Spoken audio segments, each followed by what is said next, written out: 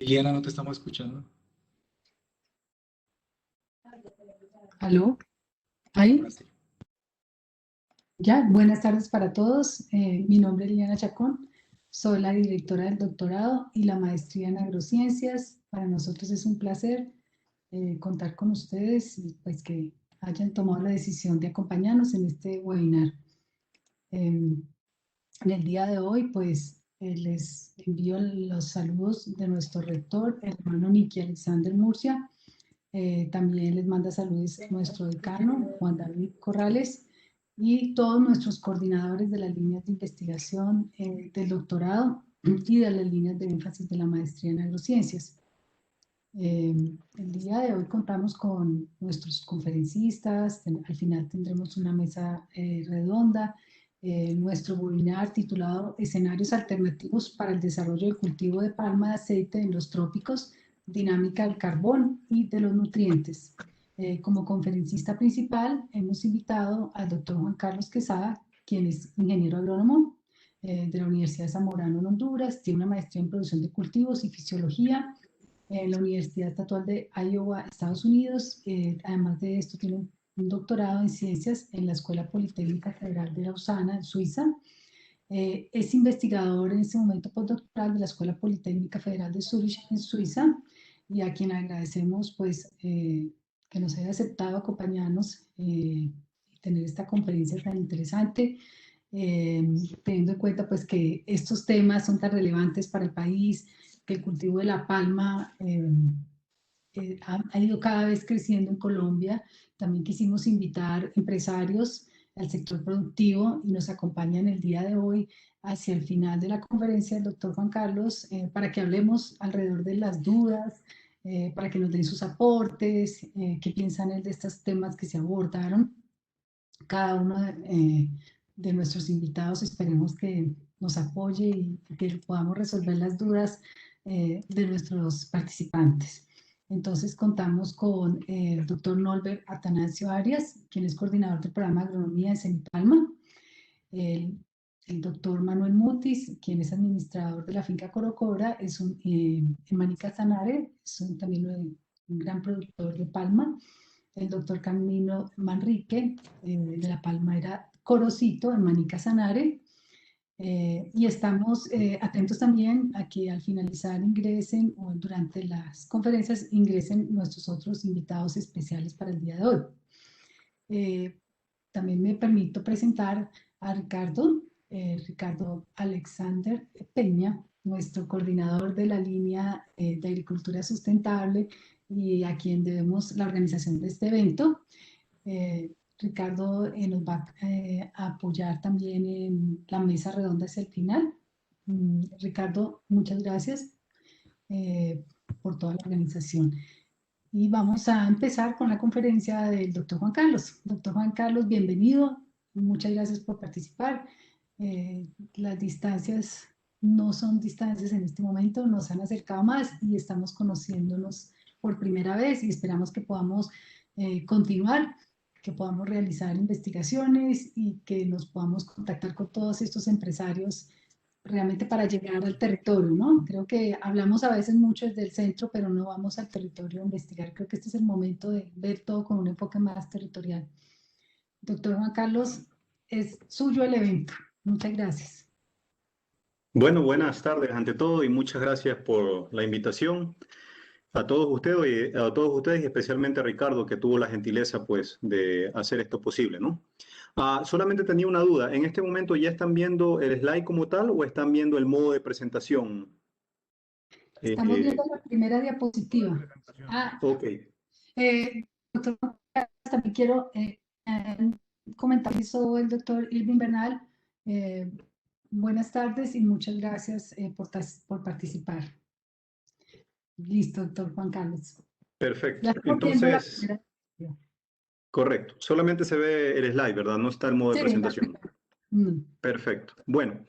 Entonces, como ya dije anteriormente, pues muchas gracias y realmente pues muy complacido de poder compartir esta noche acá en Suiza para mí y tarde para ustedes allá en Colombia.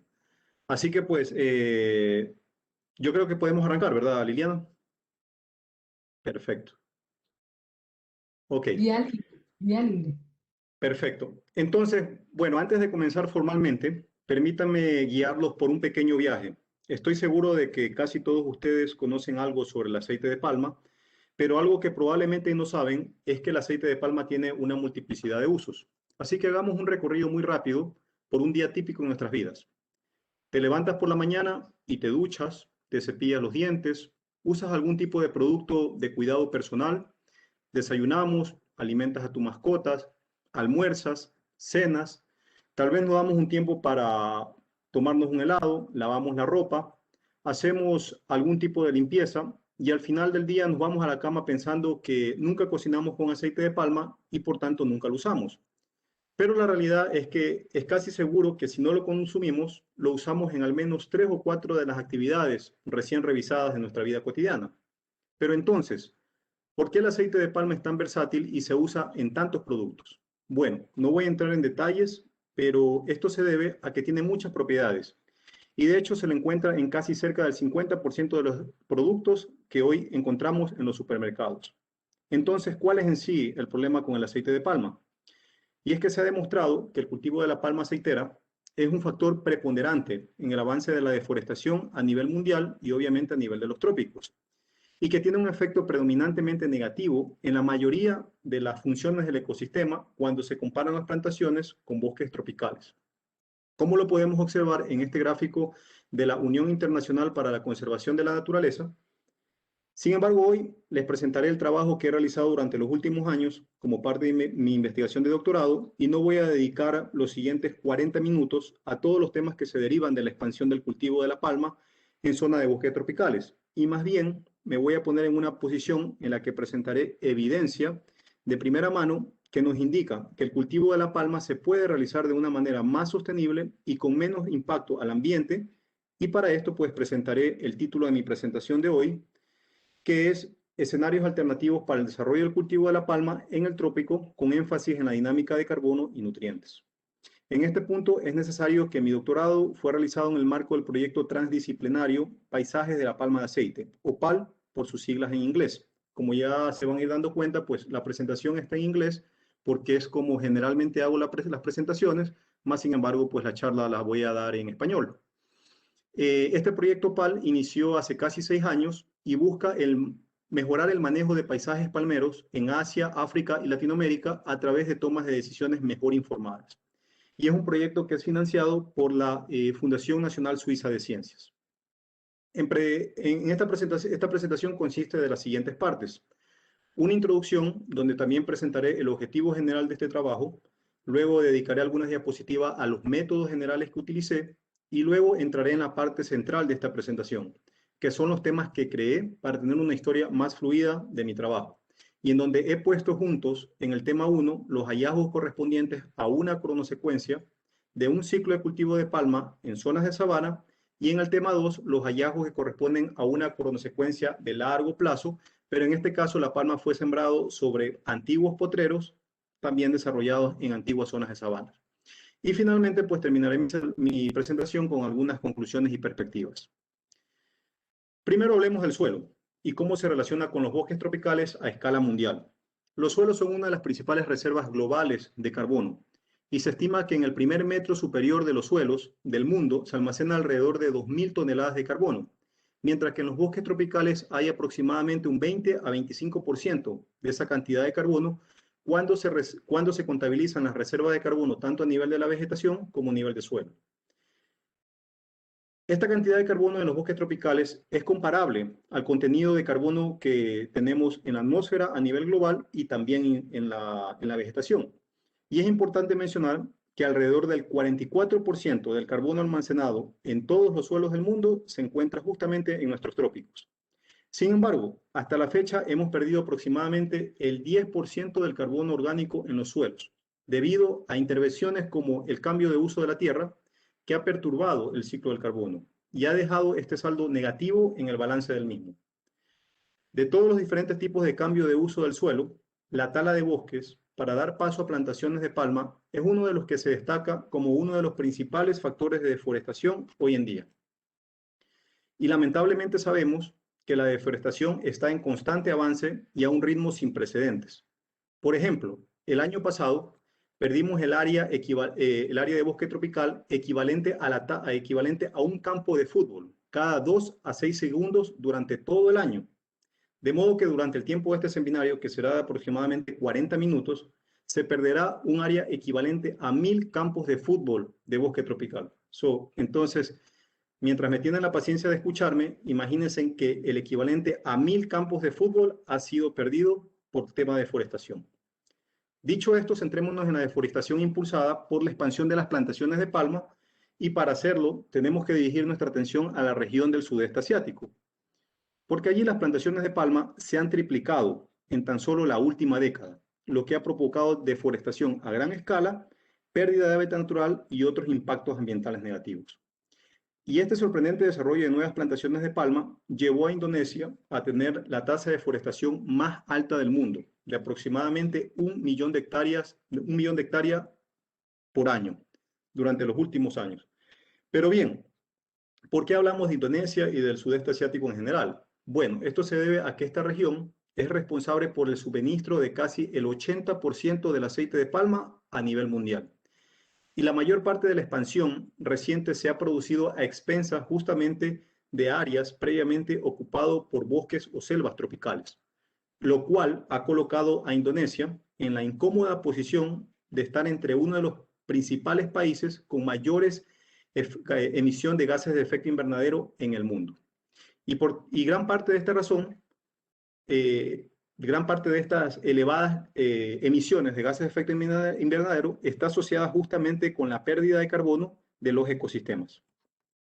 Entonces, hagamos una apreciación un poco más profunda de los balances de carbono como producto de la deforestación para la expansión de la palma en el sudeste asiático, con un enfoque en las cantidades, o como se dice en inglés, stocks de carbono en el sistema por unidad de área.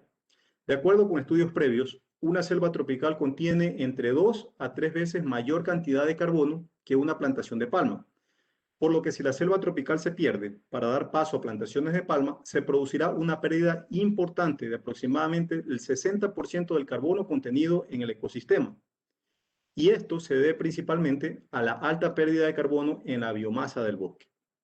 Se ha estimado que la pérdida de esta cantidad de carbono resulta en emisiones equivalentes a 34 automóviles en un año. Entonces, ¿qué podemos hacer conociendo este problema de la deforestación para dar paso al cultivo de palma? Pues bien, justamente una de las alternativas propuestas tiene que ver con la conversión de ecosistemas con poca producción de biomasa, como por ejemplo las sabanas tropicales y pastizales o potreros establecidos en áreas de antiguas sabanas. Estos dos tipos de vegetación contienen entre 5 a 10 toneladas de carbono por hectárea en su vegetación, mientras que las cantidades de carbono de biomasa promedio en plantaciones de palma son de aproximadamente 50 toneladas de carbono por hectárea.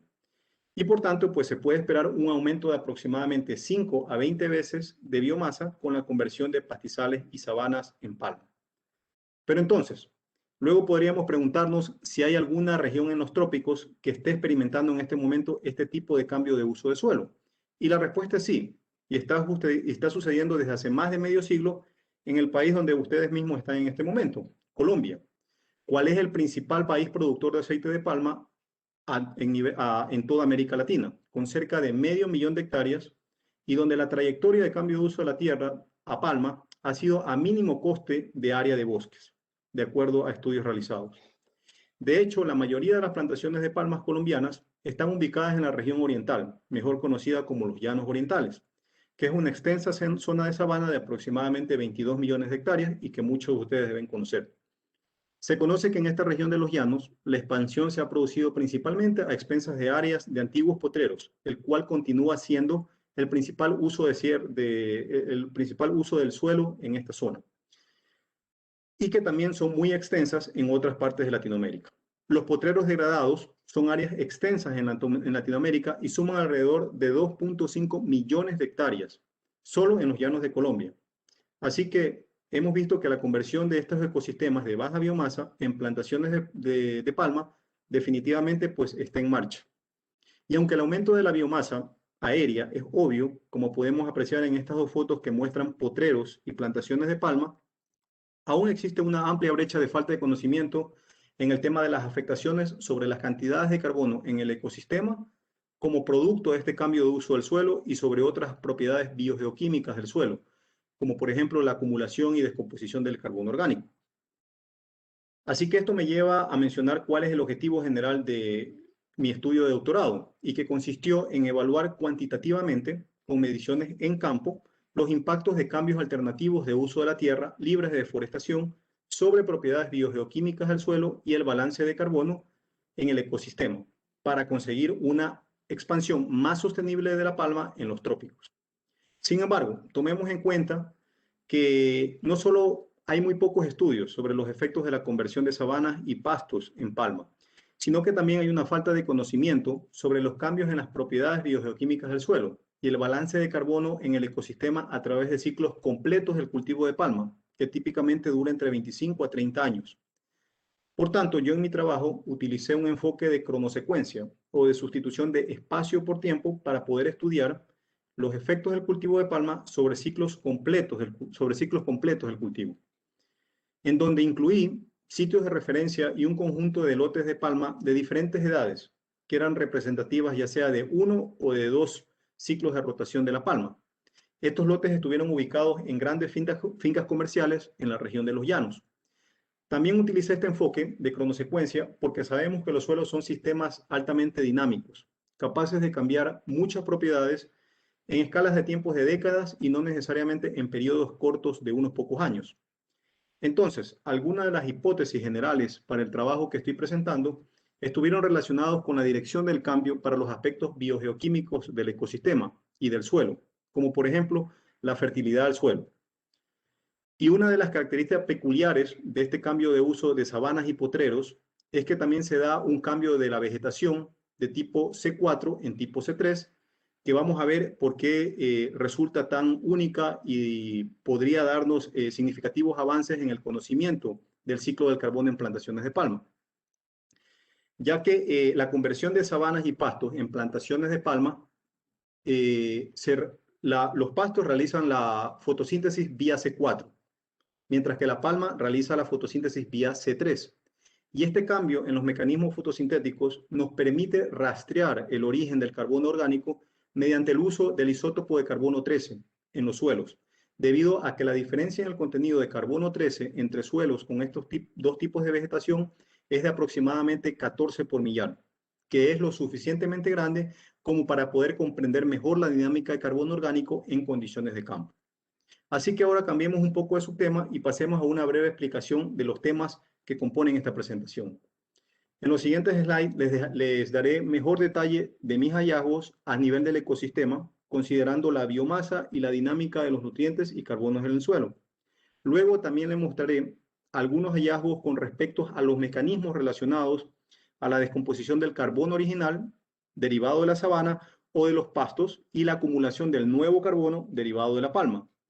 Todos estos hallazgos se basan en dos cronosecuencias de plantaciones de palmas ubicados en la región de los Llanos y que los he agrupado en dos grandes temas para efectos de esta presentación.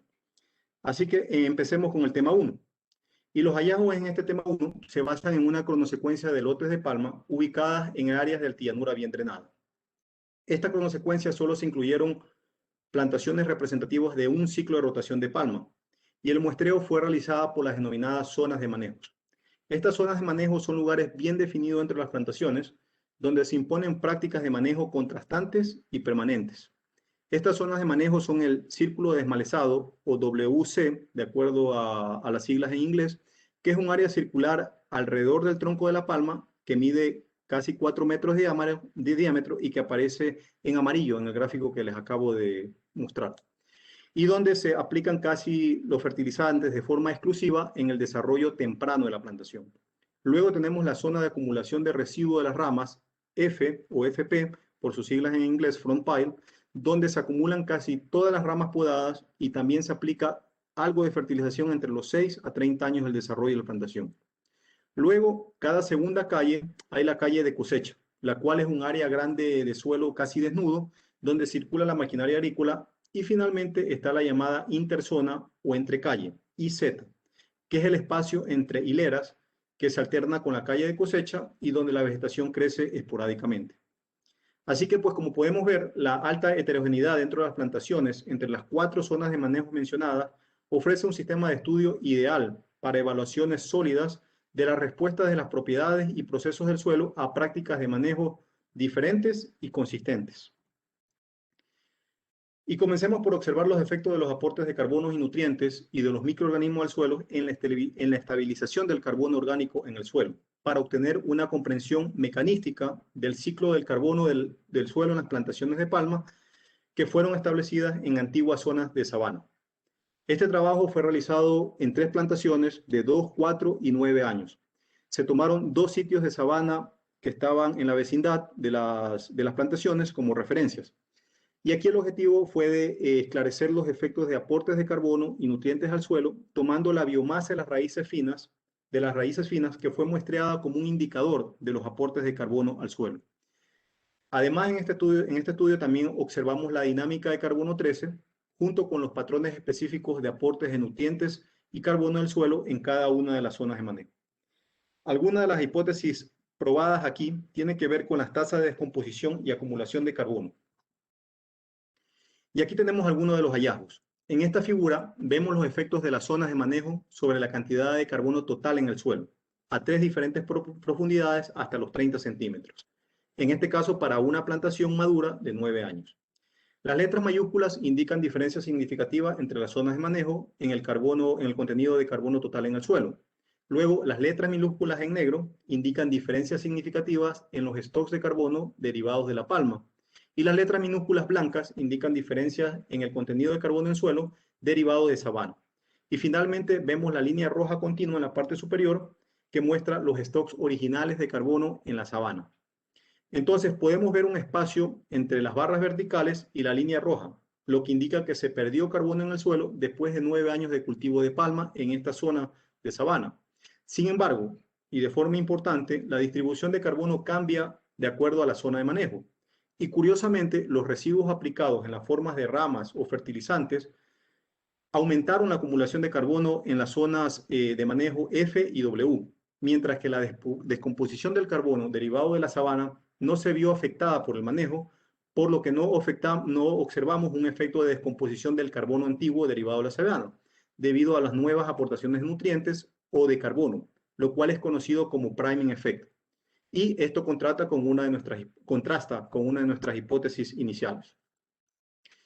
Ahora, en términos de actividad microbiana del suelo, también encontramos similitudes entre las áreas donde se aportaron nutrientes y carbono, que son W y F, y en este otro gráfico normalizamos las variables microbianas en IZ, F y W con respecto a los valores medios en H, las calles por donde circula la maquinaria agrícola, porque se asumió que esta zona con casi ninguna aportación eran las más similares a las sabanas. Entonces, por ejemplo, en este gráfico vemos que la biomasa microbiana MB respiraba más carbono en las zonas W y F en comparación con IZ y H, como lo indica el coeficiente metabólico. Con esto se puede interpretar que cuanto más activos son los microorganismos, mayor es la respiración basal, pero también es menos eficiente la mantención de la biomasa microbiana. Y por consiguiente, un cociente metabólico alto y una relación de carbono-nitrógeno baja en la misma biomasa microbiana en W y F. Así que todo esto nos da algunas pistas que nos permite relacionar los valores de cociente metabólico con ciertos tipos de microorganismos llamados K para las zonas H y Z y los valores altos con aquellos microorganismos con estrategia R en F y W, que es donde hay aportaciones de carbono y de nutrientes. Lo cual significa que diferentes poblaciones microbianas dominan los procesos del suelo en las diferentes zonas de manejo. Sin embargo, con estos resultados solo estamos haciendo un pequeño rasguño en la superficie y mucho más trabajo relacionado con las respuestas de las comunidades microbianas a diferentes prácticas de manejo queda por realizar. Luego de aplicar un modelo de análisis estadístico conocido como path análisis, pudimos explicar el 71% de la varianza relacionada con la estabilización de carbono en el suelo. Aquí podemos ver claramente que las diferencias en la estabilización de carbono fueron propiciadas por la distribución de raíces finas de palma que representan las entradas de carbono al suelo en el modelo, y no por la alteración del metabolismo microbiano. De hecho, el impacto de la entrada de carbono fue casi 3 veces mayor que que el impacto de los microorganismos, el cual fue solo marginalmente significativo. En este contexto es interesante y sorprendente ver que los microorganismos estrategas ERE, como por ejemplo las bacterias, tienden a favorecer la estabilización del carbono orgánico en el suelo. Entonces, para resumir, todos los factores que controlan la estabilización del carbono en el suelo se vieron afectadas por el manejo, pero el proceso dominante fue un impacto de cascada, donde los nutrientes favorecieron el desarrollo de raíces, lo cual aumentó las entradas de carbono en el suelo y por tanto la cantidad total de carbono estabilizada en el suelo. Ahora, aunque todos estos hallazgos son novedosos e interesantes, se basan en una foto instantánea en una plantación madura de 9 años, por lo que la pregunta que queda es si estos procesos y efectos se mantendrán en el tiempo a medida que avance el cultivo de la palma. Y para responder a esta pregunta y otras, vamos a ver los resultados a lo largo de una cronosecuencia de plantaciones en esta misma área de sabana. Perdón, aquí. Y aquí las condiciones de trabajo fueron similares a las de la sección anterior, pero esta vez tuve un conjunto de plantaciones de palma que representaban un ciclo de rotación completo de casi 30 años. Y algunas de las hipótesis probadas estaban relacionadas con los niveles de carbono inorgánico en el suelo y la fertilidad química, las cuales se esperaban que sean más altos en áreas de aportaciones de carbono nutrientes, o sea, F y W, que en el área donde habían bajas aportaciones como I, Z o nada de aportaciones como H. Y aquí pues algunos de los hallazgos. Se puede ver que después de la cuantificación de las reservas de carbono, tanto en la biomasa y el suelo, y la estimación de las cantidades medias de carbono en las sabanas y plantaciones de palma, la conversión de sabana en palma condujo a un balance positivo de carbono en el ecosistema, con una ganancia neta de aproximadamente 40 toneladas de carbono por hectárea, que es equivalente a la cantidad total promedio de biomasa de palma en un ciclo o en una rotación completa. Este importante hallazgo contrasta notablemente con la ruta de deforestación que se da en el sudeste asiático para la extracción de la palma, donde se pierden alrededor de 173 toneladas de carbono por hectárea del ecosistema. Aquí también podemos ver que este resultado positivo se debió en parte a la no alteración de las cantidades de carbono en el suelo, representadas aquí por la parte amarilla en la parte inferior, lo cual se explica por la lenta descomposición del carbono derivado de sabana a lo largo del tiempo. Además, el aumento en la biomasa total de la palma a una tasa de 2.8 toneladas por hectárea por año estimuló también este resultado positivo. Y así vemos que la conversión de sabanas, las ganancias en el balance de carbono a nivel del ecosistema, no solo se deben al aumento de la biomasa total de la palma, sino también a que no hay cambios en las cantidades totales de carbono en el suelo.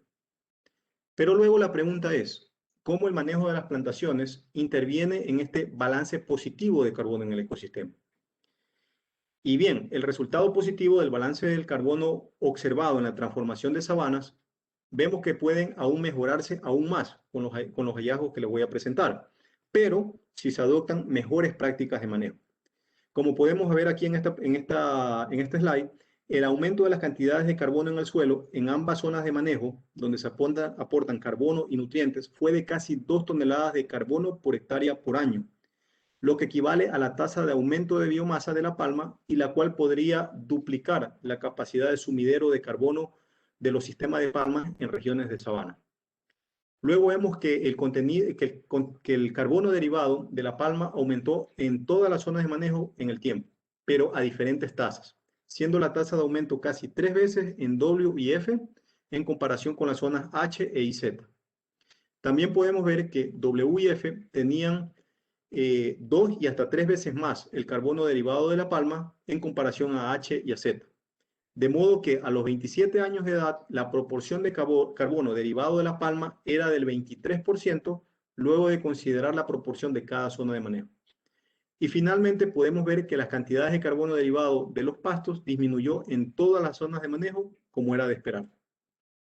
Finalmente realicé un análisis de redundancia, donde la mayoría de las variables biogeoquímicas medidas estaban limitadas por tiempo después de la conversión de la sabana y por el tipo de manejo en las plantaciones. Este RDA, como se lo conoce, explica el 56% de la variación total en las variables biogeoquímicas del suelo. También podemos ver que independiente del tiempo después de conversión de la sabana, los suelos de cada zona de manejo se agrupan formando 3 grupos bien definidos, caracterizados por propiedades biogeoquímicas específicas. Por ejemplo, el área que recibió altas aportaciones de fertilizantes se caracterizó por una alta fertilidad química y pH, mientras que el área que recibió grandes aportes de carbono en la forma de residuos tuvo la mayor actividad microbiana, representada aquí por la actividad de las enzimas y la respiración microbiana. Luego de este RDA, realicé un análisis de partición de varianza, con el cual obtuve quizás uno de los hallazgos más importantes de mis estudios, que fue que el manejo de las plantaciones tenía casi 5 veces mayor importancia para explicar las variaciones en las características biogeoquímicas del suelo que el cambio del uso de la tierra en sí mismo. Entonces, para culminar con esta segunda parte del primer tema, los principales mensajes son que la conversión de sabana en palma deja una huella de carbono positiva a nivel del ecosistema. Y esto se debió no solo al obvio aumento de la biomasa de la palma con el tiempo, sino también a que las cantidades de carbono en el suelo permanecieron inalteradas a lo largo de un ciclo del cultivo. Además, la fertilidad química del suelo y la actividad microbiana del mismo podrían ser mejoradas según el tipo de aportaciones que se hagan.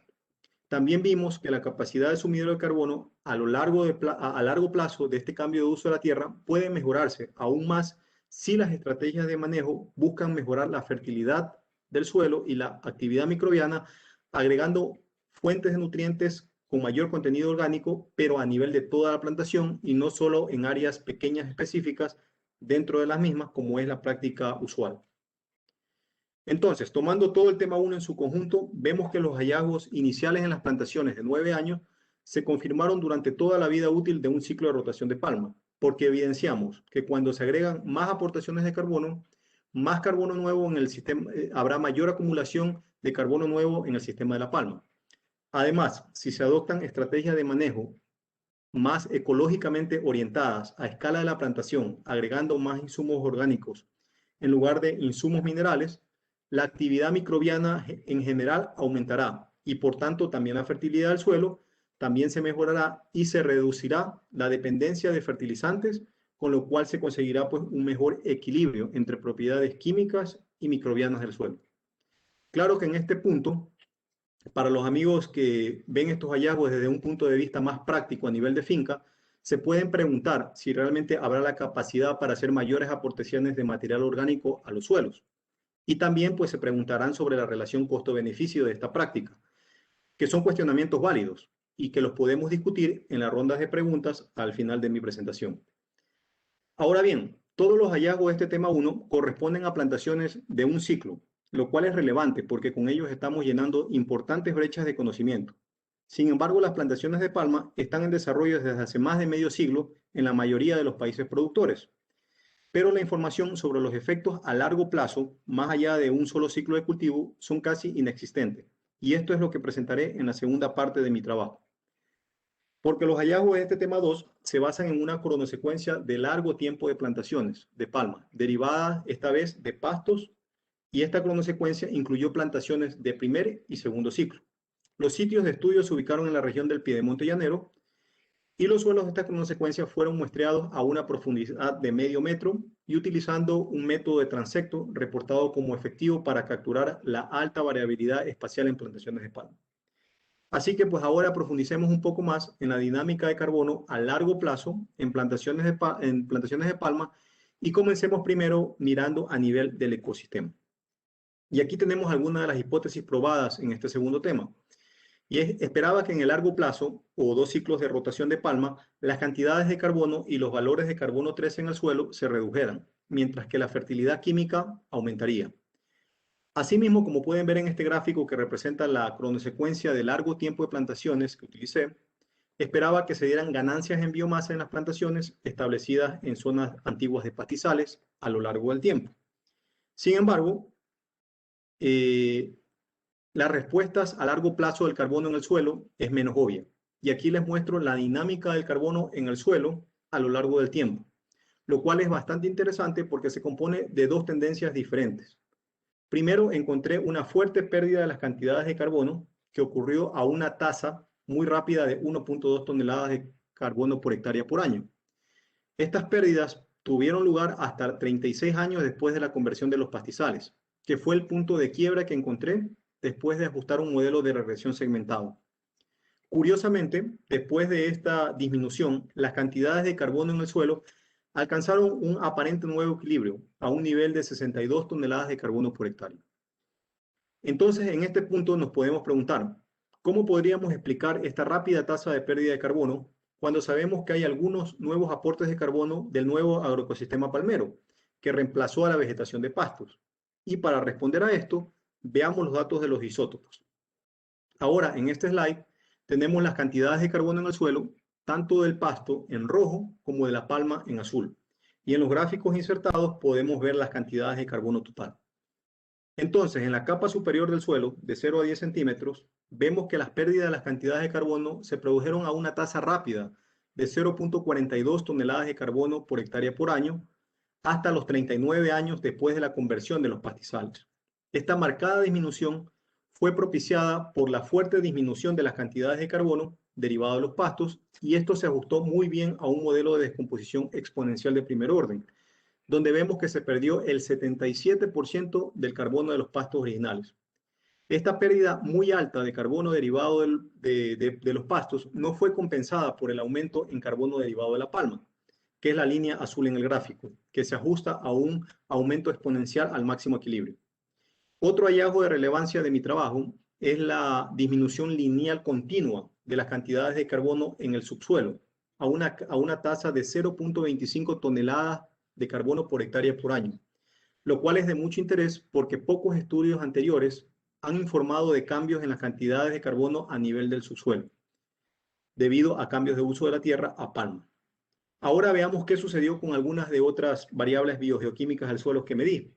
Y encontré, por ejemplo, que el contenido de carbono en el suelo se recuperó después de una disminución inicial, lo cual es un signo positivo para los próximos ciclos o cualquier otro uso después o cualquier otro uso de la tierra después de la palma. Además, podemos ver que como la fertilidad química, en este caso usando la suma de cationes principales, también fue impactada positivamente en la capa superficial del suelo y en el subsuelo. Finalmente, para resumir los hallazgos y explorar más a fondo la relación entre los parámetros del suelo, aquí les presento un análisis de componentes principales para los primeros 10 centímetros del suelo. Y lo que quiero resaltar aquí es que la palma no tuvo un efecto lineal constante a través de los ciclos. Vemos que los sitios de 12, 18 y 30 años se agrupan en la parte superior del eje vertical y los sitios de la segunda rotación en la parte inferior, siguiendo el patrón indicado por la flecha amarilla. Entonces, vemos cómo el contenido de carbono se recupera parcialmente durante el segundo ciclo y el contenido de nutrientes aumenta a lo largo de los dos ciclos. Pero bien, todo lo que les presenté hasta ahora en este segundo tema es relacionado al suelo. Ahora veamos qué sucedió a nivel del ecosistema, cuando también consideramos los aumentos en la biomasa basados en mediciones de campo. Y encontré que la conversión de pastos en plantaciones de palma es neutral desde un punto de vista de carbono en el ecosistema. En este gráfico tenemos el tiempo después de la conversión de pasturas en el eje X y las cantidades de carbono en el ecosistema en el eje Y, que incluía tanto la biomasa como el suelo.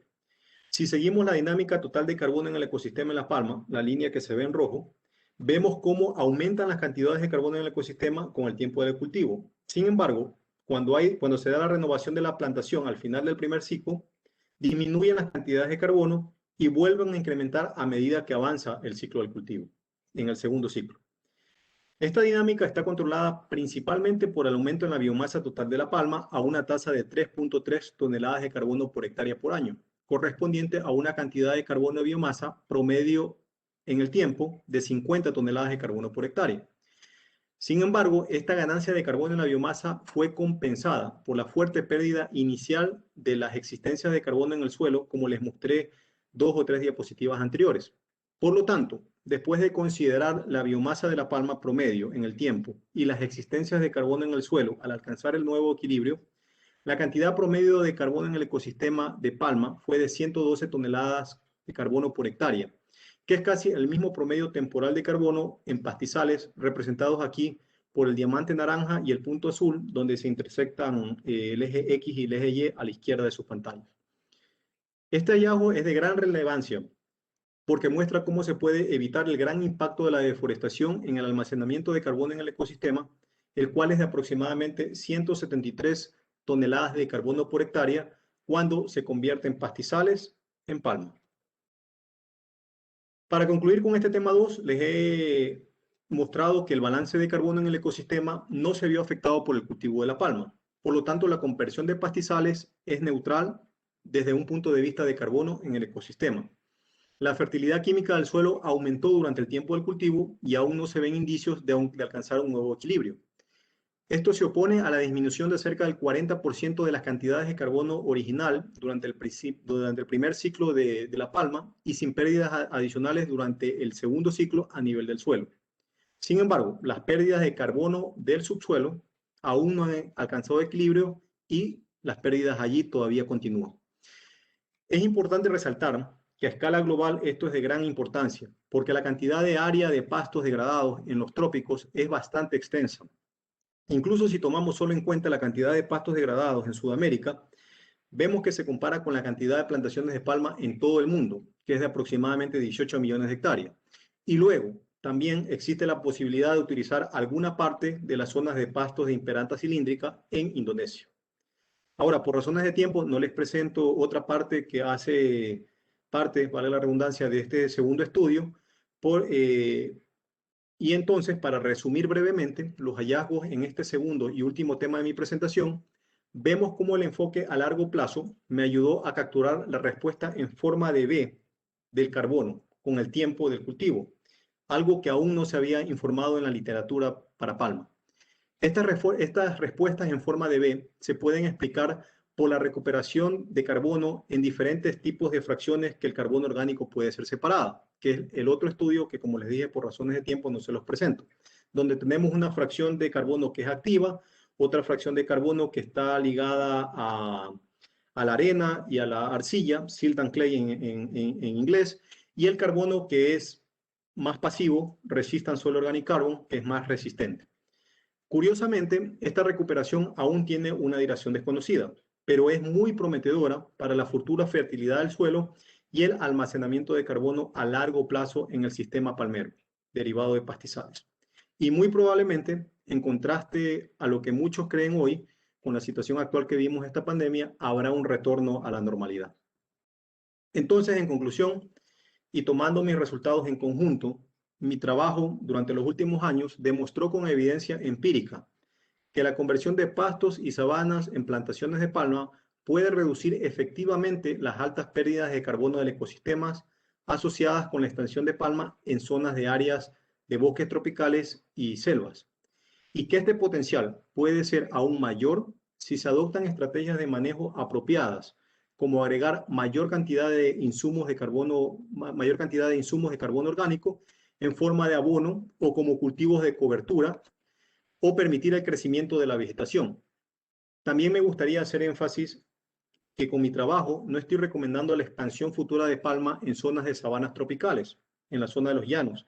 Al contrario, recomiendo una mayor preservación de estos ecosistemas únicos y amenazados, y creo que la expansión futura debería considerar tierras previamente transformadas en algún tipo de agricultura, como por ejemplo pastos degradados, que ya vimos que son altamente extensos en las áreas tropicales, como ya señalé, ¿verdad? Y finalmente, pues también les doy aquí un último slide donde muestro cuáles son los cambios de carbono a nivel los cambios en las cantidades de carbono a nivel del suelo, dependiendo de diferentes tipos de cambio de uso del suelo. En la primera parte, por ejemplo, tenemos la sabana, que es transformada en palma, y luego hacia abajo tenemos diferentes tipos de bosques tropicales, como por ejemplo el bosque atlántico o el bosque amazónico en Brasil, y diferentes tipos de bosques en Indonesia. Este es un trabajo que aún está en desarrollo, de donde todavía estoy recibiendo datos de diferentes grupos alrededor del mundo que han trabajado el tema, pero ya podemos ver ciertos indicios que el impacto positivo de la conversión de la sabana en palma es inigualable en comparación a todos los otros tipos de cambio de uso del suelo cuando se parte a partir de bosques tropicales. Con esto, pues no me queda más que reconocer también el apoyo que he tenido del grupo de trabajo acá en Suiza y también en Colombia, porque ya tenemos una parcería con diferentes personas, con diferentes productores, y pues aquí he mencionado algunos de ellos, aunque pues es un poco injusto porque realmente es una lista extensa de personas a las cuales debería mencionar en este slide. Y con eso pues les digo muchas gracias y creo que abrimos la ronda de preguntas y respuestas y la mesa redonda también, ¿verdad? Doctor Juan Carlos, muchas gracias por tan excelente conferencia. Creo que en este momento vamos a dar inicio, ¿sí?, a la rueda de preguntas, a la mesa redonda. Damos la bienvenida nuevamente a nuestros acompañantes, empresarios de la mesa redonda. Doctor Jaime Arenas, damos un saludo. Él es de la Hacienda San Rafael, Guanapalo, San Luis de Palenque, Casanare. Buenas tardes. Buenas tardes, ¿cómo están? Muchas gracias. Muy interesante la conferencia. Gracias. Y al doctor Irving Bernal, gerente general de la promotora Palmera de Antioquia, también damos la bienvenida, está por allí. El doctor Hola, muy buenas tardes, ¿cómo están? Bien, bien, muchas gracias.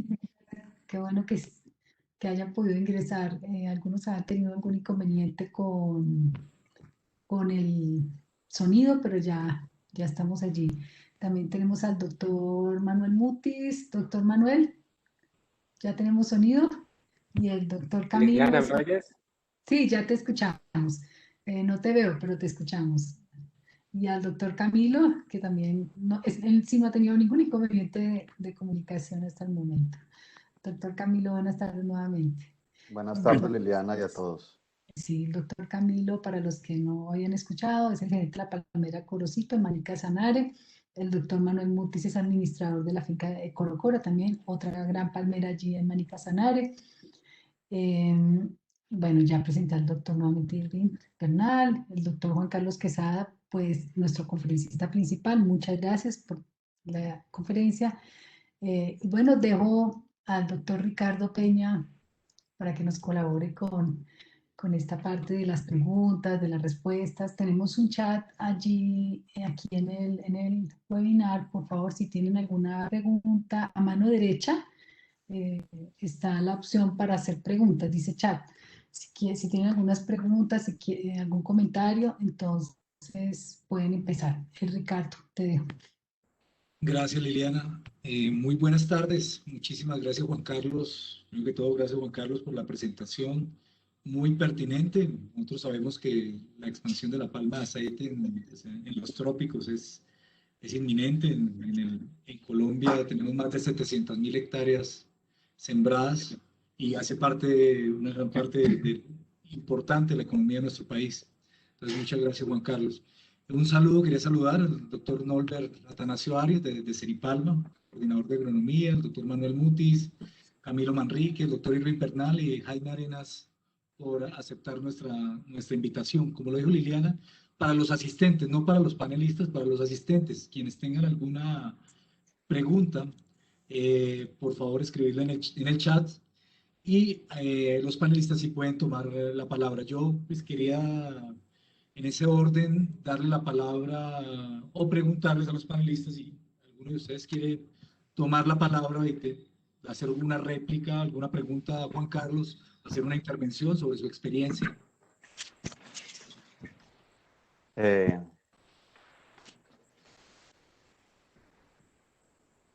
Manuel.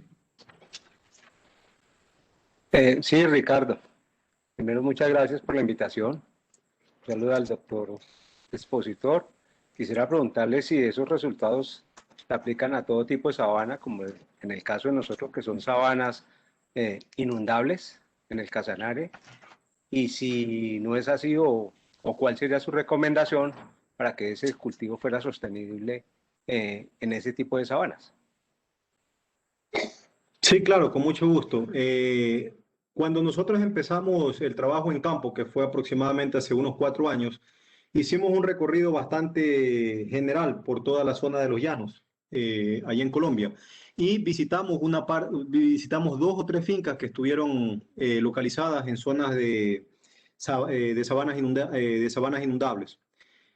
Sin embargo, no las incluimos en el estudio justamente porque nos dimos cuenta que las condiciones de suelo en estas fincas bajo sabanas inundables eran muy diferentes a las que encontramos en todas las otras zonas.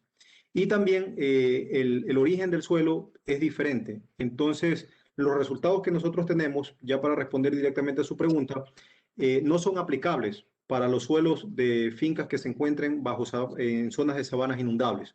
Sin embargo, pues sí podemos hacer ciertas apreciaciones importantes porque nuestros resultados aplican sobre todo a zonas de sabanas bien drenadas.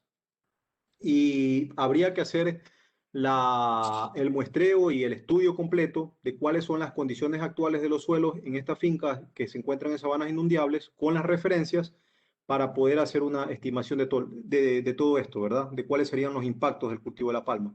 Ahora más bien, permítame yo preguntarle, ¿conoce usted o tiene una idea de más o menos cuántas hectáreas están bajo sabanas inundables en Palma, en la zona de los llanos? Bueno, el número total, Camilo nos puede ayudar más bien con ese tema. Él tiene una mayor idea de la cantidad de área, pero es un área bastante considerable. Camilo, ¿nos podrías ayudar, por favor? Sí, claro, en el departamento del Casanare, que es donde está el área importante sembrada, digamos, dentro de las sabanas inundables, hay alrededor de 55.000, 60.000 hectáreas para el departamento, de las cuales el 40% se encuentran sembradas en el municipio de Maní, que es donde desarrollamos nuestra actividad productiva. Hay una sensibilidad aún mayor, digamos, con estas sabanas, y el tema de planificación es determinante, dónde sí, dónde no y dónde con condicionamiento. No significa que todo el Casanare sea sujeto a ser sembrado, sino que hay unas áreas muy específicas donde puedes desarrollar algún tipo de actividades productivas. Entonces, el dónde sí, el dónde no y el dónde con condicionamiento se vuelve determinante para poder establecer cultivos que sean sostenibles en el tiempo. Pero pues el área, estamos hablando alrededor de 55.000, 60.000 hectáreas para el departamento de Casanare. ¿Y estas 60.000 hectáreas son ya plantaciones maduras, son relativamente jóvenes o aproximadamente de qué edades? Hay un área, digamos, de unos 40, sí, alrededor de 40 años, que está en el municipio de Villanueva, el Bajo Upía. Fue el área inicialmente sembrada en el departamento, y del 2007-2008 en adelante se vino con un desarrollo importante para los municipios de Maní y Orocue, donde se ha dado el gran crecimiento en área de palma sembrada en el departamento. Pues sí, muchas gracias. Aproximadamente 60.000 hectáreas realmente es una extensión de tierra considerable. Bueno, nosotros estamos avanzando con el proyecto acá, como les decía, pues en uno de los primeros slides se llama OPAL, el proyecto por sus siglas en inglés, y justamente se está buscando la posibilidad de conseguir mayores fondos para una segunda o tercera etapa del proyecto. Y hemos visto, pues, porque no solamente soy yo el que ha trabajado en la zona de los llanos, sino que también hay otros grupos a nivel local en Colombia y otras personas, otros investigadores que fueron de acá de Suiza para allá, que hay una sensibilidad, como bien lo decía usted, a nivel de palma en zonas de sabanas inundables. Y yo creo que pues habría un buen potencial de incluir en un próximo estudio a nivel de suelos estas zonas de sabanas inundables, a ver cuáles están siendo los efectos a nivel de suelo, ¿no? Perfecto, gracias. Ok, gracias. Doctor Nolber, doctor Irving, ¿tienen alguna inquietud? ¿Quieren hacer alguna réplica? Sí, muy buenas tardes a todos. Muchas gracias, Juan Carlos, por la presentación. He tenido la oportunidad de leer sus publicaciones, ya que es un tema en el cual estamos trabajando. Pues destacar que en Colombia, pues, y qué bien que usted lo expresa, trabajamos por esa palma diferenciada. Ese es un lema de la Federación y de los cultivadores de palma en Colombia. Trabajamos por una palma diferenciada, y esa diferenciación en parte nace del de no haberse desarrollado especialmente en áreas de bosques, porque estamos claros que contra el bosque no podemos competir. O sea, si hablamos de huella de carbono, esa deuda no la podemos pagar si intervenimos bosques, y mucho menos si intervenimos áreas de histosoles. Entonces, ahí estamos totalmente identificados, y en Cenipalma y Fedepalma por eso promovemos el acuerdo de cero deforestación y es nuestro compromiso no intervenir áreas de bosques. Y muy en la línea del poder expandir el área de la palma en Colombia en áreas ya intervenidas, en estudios recientes de la Unidad de Planeación Agropecuaria, la UPRA, en el cual participamos, identificamos alrededor de 5 millones de hectáreas para crecer en palma sin intervenir áreas de bosque. Entonces, Colombia tiene un gran potencial en ese crecimiento. Ya sobre la presentación me gustaría hacerle 3 preguntas que van muy relacionadas con una que ya hicieron. La primera es la clasificación taxonómica de estos suelos, como para entender de qué suelos estamos hablando. En segundo lugar, ¿cómo fue el cálculo de las áreas? Usted presentaba diferentes sitios, que si el círculo, que si la calle, que si la zona de acumulación de hojas. ¿Cuál fue el porcentaje de cálculo de esas áreas? ¿O se calculó así el carbono total, diferenciando por áreas, o hubo un cálculo global para entenderlo un poco mejor? Y si sobre estas áreas que ustedes hicieron la investigación, se tuvo registro de qué prácticas se implementaron al momento de sembrar la palma. Si hubo remoción de suelo, si hubo subsolado, qué se hizo antes, como para entender, porque me llama la atención esa caída constante del carbono durante cerca de 30 años. Entonces quisiera entender mejor si tuvo que ver algo con esa práctica de preparación. Gracias. Sí, muchas gracias, Norbert, por sus 3 preguntas y también por lo que dijo anteriormente respecto a los casi 5 millones de hectáreas para potencial desarrollo de la palma en Colombia. Resulta interesante ese número. A ver, respecto a la clasificación de suelos, ¿verdad? Como yo les mencioné, tenemos 2 cronosecuencias, una que está en altillanura bien drenada y la otra que está en el piedemonte. En el caso del piedemonte, pues son suelos jóvenes, clasificados como entisoles. Ya la clasificación plena, pues aparece en una de las publicaciones y se la puedo dar a mayor detalle después. Y en el caso de la altillanura bien drenada, pues son suelos bastante meteorizados y se clasifican como oxisoles, ¿verdad? Suelos que ya conocemos por su característica, pues bastante lixiviados, bajo contenido de nutrientes, fertilidad relativamente baja, mientras que los entisoles, pues son suelos jóvenes con un contenido de materia orgánica sustancial y con buena fertilidad química en general, ¿verdad? Relativo a su segunda pregunta, que va en cuanto al porcentaje del área de cada una de las 4 zonas de manejo mencioné, sí, efectivamente nosotros hicimos en todos los lotes de las plantaciones que fueron consideradas, mediciones para ver más o menos qué porcentaje, al final trabajamos con el porcentaje que representó en promedio cada una de estas 4 zonas de manejo.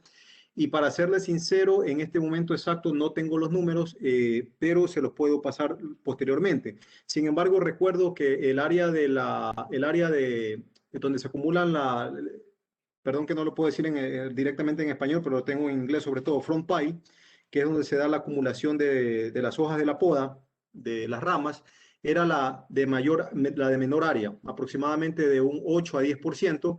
Luego venía el área del weeded circle, de la zona donde se aplican los fertilizantes durante la primera etapa del cultivo, esta zona redonda alrededor del tronco, que era también aproximadamente de un 10 a 12%, y luego pues las mayores zonas dentro de la plantación eran tanto las entrecalles como la zona donde circula la maquinaria, ¿verdad? Que sumaban casi un 60-70%. Entonces, nosotros para el caso de donde se realizó la plantación de acuerdo a las zonas de muestreo, que fue la primera parte de la presentación, sí tomamos en consideración el porcentaje de cada una de las zonas de manejo y al final lo que hicimos fue una ponderación del contenido de carbono a nivel de la plantación, tomando en cuenta el porcentaje de cada una de las zonas de manejo.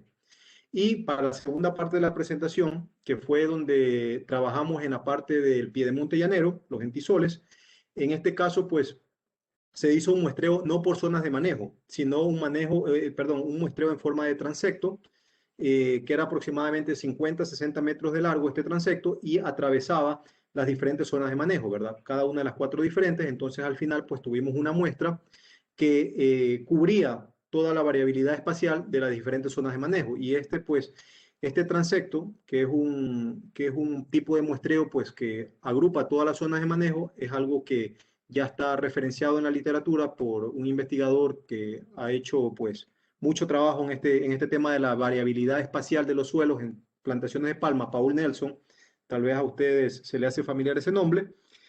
Eso respecto a la segunda pregunta. Y respecto a la última pregunta de las prácticas de preparación de suelo previo al establecimiento de las plantaciones, sí. Eso fue justamente en el artículo que de pronto usted ya revisó, que fue publicado en Science Advances hace 2 años casi. Una de las razones que nosotros pues planteábamos como hipótesis, porque realmente no tenemos la evidencia, y en el momento que hicimos las consultas con las personas que manejaban las plantaciones, pues no nos supieron decir si exactamente se hizo o no algún tipo de pase de rastra, de rompló o algún tipo de disturbación del suelo, ¿verdad?, sobre la capa superficial. Pero nosotros pues creemos que sí se dio esto en efecto, y por eso vemos esa pérdida súbita, ¿verdad?, bastante sustancial, de casi el 40% del carbono inicial de los pastizales, que fue el anterior uso del suelo en estas plantaciones. Sin embargo, si usted se dio cuenta, a nivel de medio metro de profundidad, los stocks o las cantidades de carbono eran de casi 100 toneladas de carbono por hectárea, 100 toneladas de carbono por hectárea, los cuales son bastante altos. Entonces, una de las cosas que también nosotros hemos discutido y hemos analizado es que los potreros que nosotros tomamos de referencia no eran realmente potreros con suelos degradados, no eran potreros en condiciones en general degradadas, sino eran potreros con buen contenido de carbono, con buena fertilidad química, con un buen manejo, porque hemos visto en la literatura y en otros reportes que se han hecho que generalmente los suelos degradados, en potreros degradados mal manejados, no llegan pues a 100 toneladas de carbono por hectárea, sino que llegarán a 60, 70 toneladas de carbono por hectárea a medio metro de profundidad. Y esa es justamente una de las recomendaciones últimas que yo hice en la presentación, que deberíamos considerar las áreas de potreros, pero de potreros degradados, ¿verdad? Eso pues creo que responde a sus 3 preguntas, y si no, pues me lo hace conocer para alguna aclaración, ¿no? No, muchas gracias. Muchas gracias, Juan Carlos. Doctor Irving, veo que está conectado una parte de su equipo de trabajo. No sé si tienen alguna inquietud desde allá. El doctor Irving Bernal es una de las personas uno de los productores de palma con mayores rendimientos en Colombia. No sé si me escuchan. Ricardo, claro que sí. Muy buenas tardes a ti y a toda la audiencia. Nosotros estamos ubicados en el Urabá antioqueño. Muchísimas gracias por el reconocimiento a la cantidad de fruta que producimos aquí en la zona. En este momento me encuentro en nuestras oficinas principales. Estoy con Juan Esteban Correa, gerente general de Bioplanta Extractora, que es nuestra planta extractora, y estoy con el ingeniero agrónomo Oscar Castillo. El ingeniero tiene una pregunta que hacerles, entonces los dejo con él. Buenas tardes para todos, agradecerles la invitación, es muy interesante la charla. La pregunta para el doctor Juan Carlos es en cuanto a cuáles son las diferencias entre una planta C3 versus una planta C4 en cuanto al balance de carbono en un ecosistema. Sí, bueno, muchas gracias por la pregunta. A nivel de balance de carbono en el ecosistema, bueno, el tema es que el mecanismo de fotosíntesis C4 es más antiguo que el mecanismo de fotosíntesis C3. Inicialmente, pues, al revés. Inicialmente, pues, partió en la historia de evolución de las plantas un mecanismo C3. Y con los cambios que se vinieron dando a nivel de mayor temperatura, menos precipitación, se desarrolló el mecanismo C4, que es relativamente más nuevo que el mecanismo C3. Entonces, las plantas con el mecanismo C4 la tenemos sobre todo en zonas tropicales, porque pues en zonas temperadas o en zonas muy frías al norte o al sur no existen pues estas condiciones de temperaturas altas y de precipitaciones muy bajas, sino que sobre todo pues estas condiciones persisten en el trópico. Y por eso la mayor parte de las plantas C4 son básicamente pastizales o gramíneas las que desarrollan este tipo de fotosíntesis. Ha sido visto, pues, digamos, a un esquema general, de una forma bastante general, que ni la C3 ni la C4 se puede decir que tienen un mejor o peor balance de carbono a nivel del ecosistema, porque cada una pues tiene sus características y se desarrolla en las condiciones que se le presentan. Por ejemplo, los pastos de braquiaria que tenemos ahora pues plantados en buena parte de América Latina y también que son originarios del África, pues tienen una productividad bastante alta en relaciones a otros pastos que no son mejorados. Más sin embargo, si los comparamos estos pastos de mecanismo fotosintético C4 con otros pastos que se dan acá en zonas temperadas o más al norte o más al sur, pues la productividad, digamos, en términos agrícolas, son menores. Sin embargo, pues presentan otras características como por ejemplo la resistencia al frío o menor requerimiento de altas temperaturas para poder ser productivos para los fines que se lo propongan, ¿verdad? Como por ejemplo ganadería. Entonces realmente no se puede decir si C3 o C4 son mejor o peor el uno o el otro, sino que cada uno está adaptado a sus condiciones edáficas y climáticas. Muchas gracias. Gracias, doctor Irving. Gracias, Juan Carlos. Jaime está con nosotros. No sé si tiene alguna inquietud, doctor Jaime Arenas. Él es palmicultor también en el Casanare. No tengo ninguna inquietud, todavía no he asimilado todo lo que dijeron. Ok, a mí me surgió una inquietud ahora, escuchando a Juan Carlos, escuchándolo a todos y conociendo la experiencia de Camilo. Camilo es un palmicultor, como lo mencionó, en el Casanare, está en la zona de Maní, tiene una experiencia de un sistema de producción palma ganadería. Yo ahora pensaba qué tan interesante, qué tan criticada ha sido la ganadería últimamente por el tema de su aporte de los gases de efecto invernadero y qué tan interesantes los resultados de Juan Carlos en cuanto al balance de carbono en el suelo. ¿Cómo cree que podríamos, o si creen que es posible, o cómo mejorar la captura de carbono, si es posible mejorar la captura de carbono, los aportes de carbono, Juan Carlos, a través de este tipo de sistemas de producción, ganadería palma?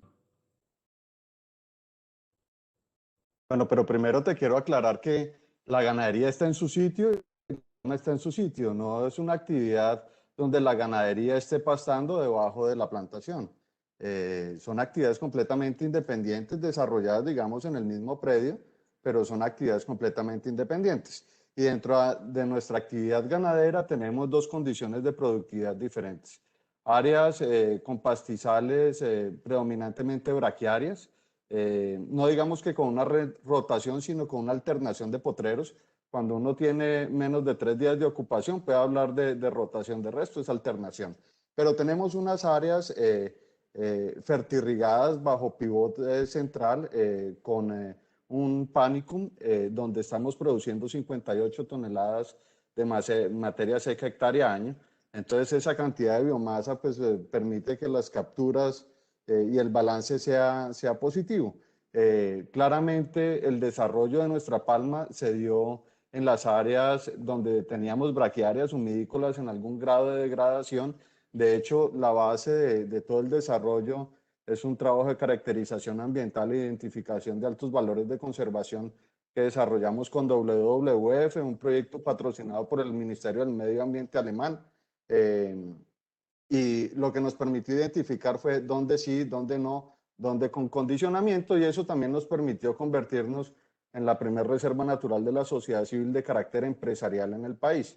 O sea, oficializamos o formalizamos las áreas que ameritaban por su biodiversidad ser conservadas. Eso pues se oficializó con la Corporación Autónoma, con parques nacionales, y nos permitió desarrollar en las áreas que podíamos intervenir palma, y en las áreas que había algún tipo de condicionamiento, mantener la explotación de ganadería. Y eso también nos permite tener algunas zonas de amortiguación desde la palma hasta las áreas que son 100% conservación.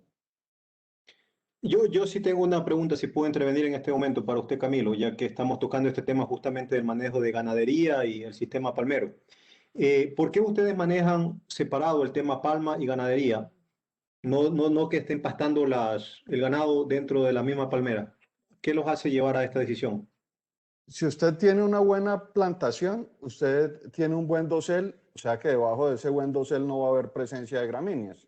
En la medida que usted tenga una buena plantación de palma, tiene que haber una gran diferencia en los criterios de manejo. Usted creo que ha expuesto el tema sobre el manejo y la importancia del manejo en los resultados, tanto de acumulación de carbono como en el desarrollo general del cultivo. Entonces, en la medida que usted tenga un buen dosel, una buena plantación de palma, usted no tiene por qué tener gramíneas debajo de esa plantación. Entonces, pues la coexistencia con el ganado no se permitiría.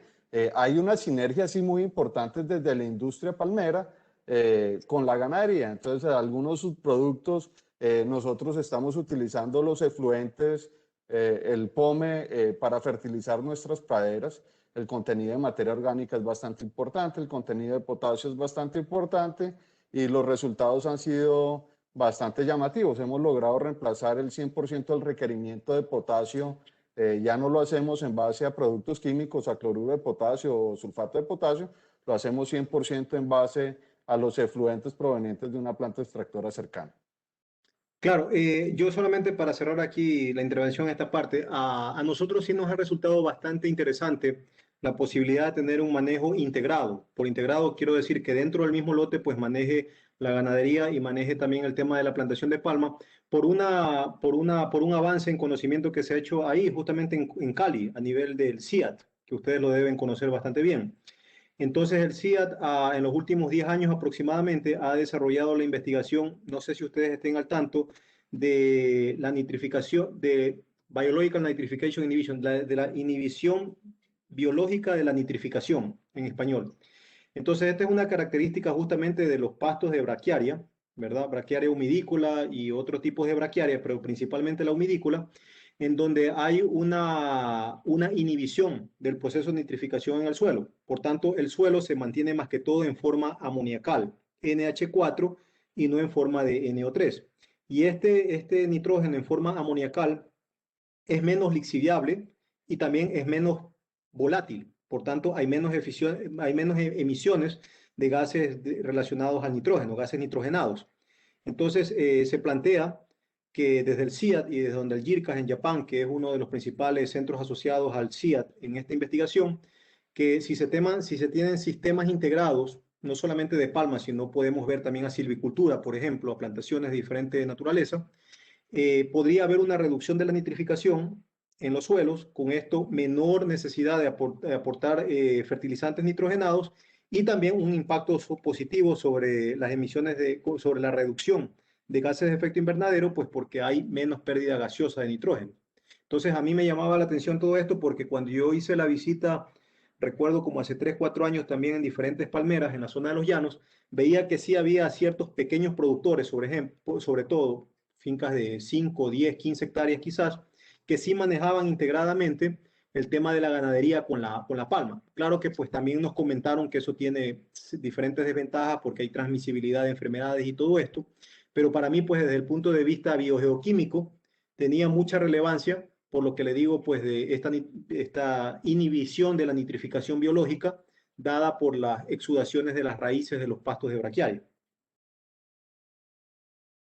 Solamente como para plantearles la idea de por qué nos resultaba interesante el tema de la integración ganadería-palmicultura, ¿no?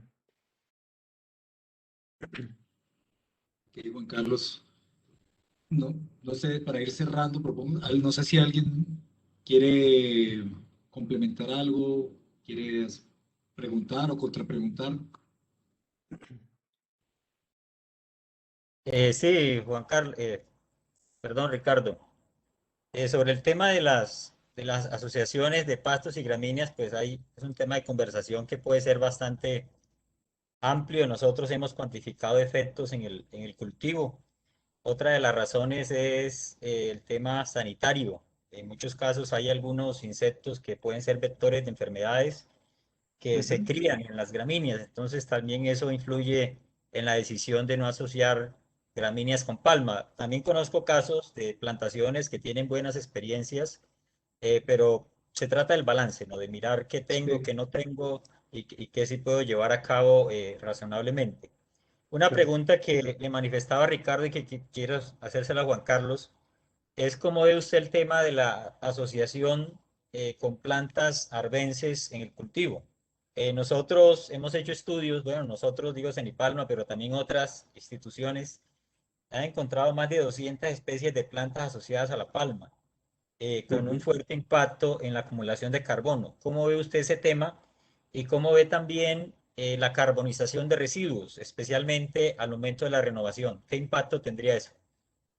Claro, al decir usted arbense se refiere a los helechos, líquenes que crecen sobre el tronco. No, no, digamos, toda la vegetación que crece con la palma, que crece en Ah, las ok, calles de tráfico, que crece alrededor de la total, planta, las epífitas también. correcto.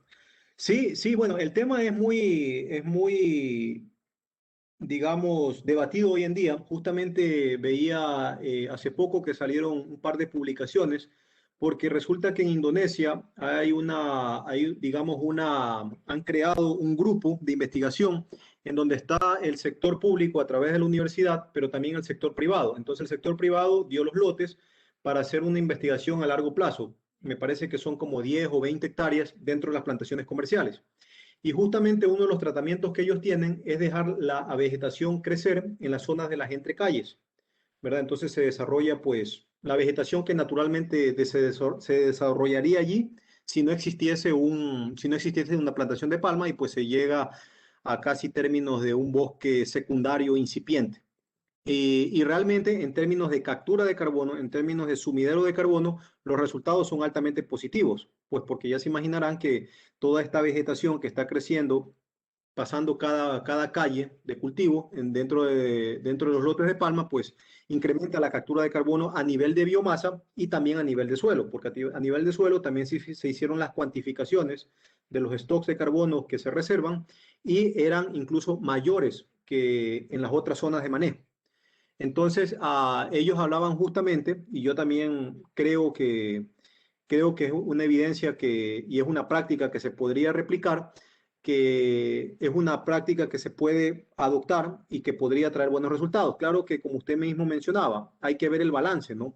Porque también puede traer algunos insectos, plagas o enfermedades que son beneficiosas, que son predadoras para ciertos enemigos, pero asimismo podría traer ciertos vectores de enfermedades o ciertas plagas que podrían atacar al cultivo de la palma. Entonces, yo creo que en este momento pues estamos en un estadio de que debemos avanzar por lo menos en la parte de evidencia a nivel experimental que se debe presentar y pues con los primeros estudios, con las primeras evidencias que se presenten, pues se podría hacer una adaptación a mayor escala a nivel comercial de este tema, que me parece muy bueno de abordar.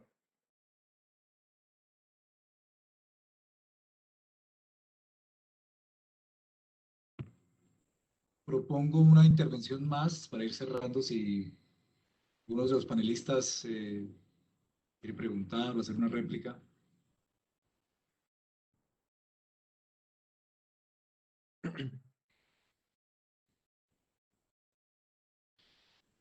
Si no, primero pues quisiera agradecerles a todos, Juan Carlos, a todos los panelistas por aceptar nuestra invitación y le cedo la palabra a la doctora Liliana para que haga cierre del evento.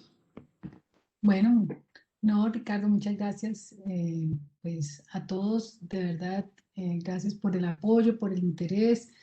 La intención de nosotros, como doctorado en agrociencias y desde la línea que dirige Ricardo de Agricultura Sustentable, además de pues comunicar, de que vean en todo el país lo que hacemos, internacionalmente lo que se está haciendo en investigación.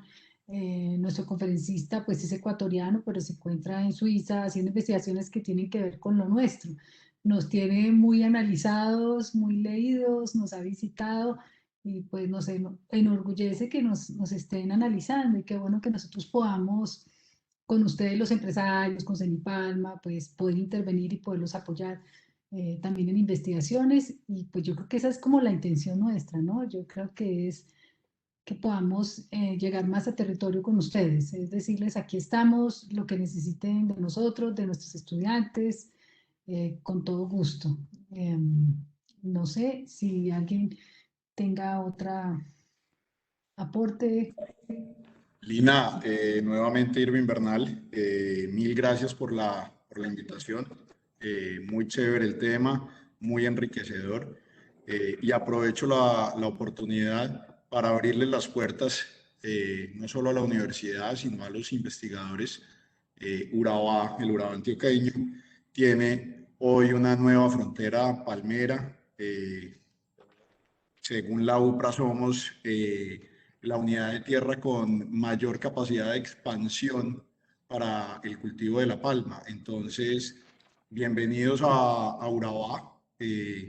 Todo lo que quieran venir a ver y todo lo que quieran investigar acá en compañía nuestra, pues mil y mil gracias. No, de verdad, muchas gracias, Irving. Pues yo creo que estos son los primeros pasos, creo que tenemos que seguir. Ya los conocemos, sabemos que existen y saben nuestras intenciones. ¿No? Pues desearles una feliz tarde y que de verdad podamos continuar viéndonos, apoyándonos y ojalá participemos dirigiendo estudiantes o haciendo actividades de investigación allá en la región. Creo que eso es como la intención final. Creo que en algún momento podríamos hasta invitar a Juan Carlos que venga, que nos visite, que miremos lo que están haciendo en otras partes. Creo que eso también alimenta mucho y podemos analizar estas investigaciones que hacen allá y creo que la investigación no se puede quedar por fuera, tenemos que aplicarla al territorio. Yo soy llanera y pues aquí invitamos dos llaneros, dos personas que trabajan en el llano, que tienen también mucha experiencia. Les agradezco mucho por participar, pero el Urabá pequeño no lo conozco, sería interesante que pudiéramos trabajar cosas allá. Es otro clima, es otro ambiente, es otra región, ¿no? Pero también crece palma.